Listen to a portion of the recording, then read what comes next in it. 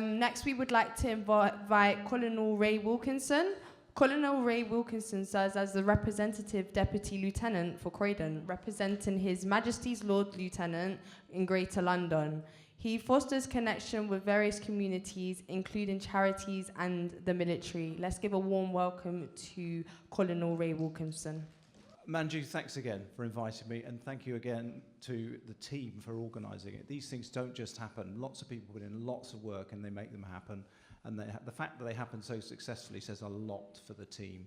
So thank you again. It's very difficult when you get to this stage of the evening to think of something new to say about love, not hate. So I spent some time wondering what I was going to say. And I settled on choices.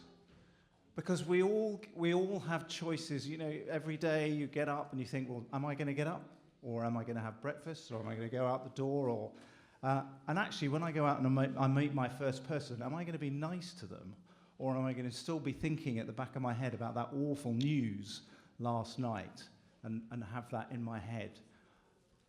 And I want to talk to you about a chap, a young lad called Nathan Newby.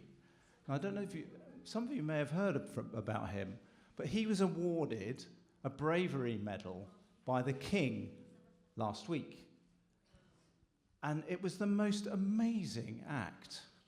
He saved a hospital from being bombed, which actually saved the lives of probably tens of people killed and a few hundred people injured, and all of the problems that it would be caused by one of the major hospitals in Leeds being out of action for months probably. But he did it in a way that I have never heard of or seen before. And I just wanted to talk to you about it for those of you perhaps who didn't study what he did in any detail. But he was in hospital for a routine procedure. He happened to be going out to have a vape, you know, as they do. They stand in the entrance. And he saw a chap behaving suspiciously. Now, unlike me, if I'd seen somebody like that, I might have run up to him and said, wait, what the hell do you think you're doing? And a lot of people may have done that, but he didn't.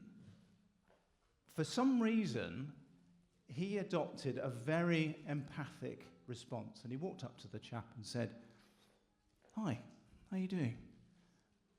Is there anything I can do to help? And you know, he talked to that chap for 2 hours, apparently. 2 hours, very kindly, showing him concern and helping him, to the extent that at the end of it all, the chap gave him a hug and said, yeah, you can go and call the police now. And I cannot imagine what was going through Nathan's head for those 2 hours, because there's the bomb sat alongside him. It's 10 kilograms of high explosive. And all I would have wanted to have done was run and call the police, dial 999, whatever. But he didn't. He had the calmness, and he solved the problem through love, I would suggest.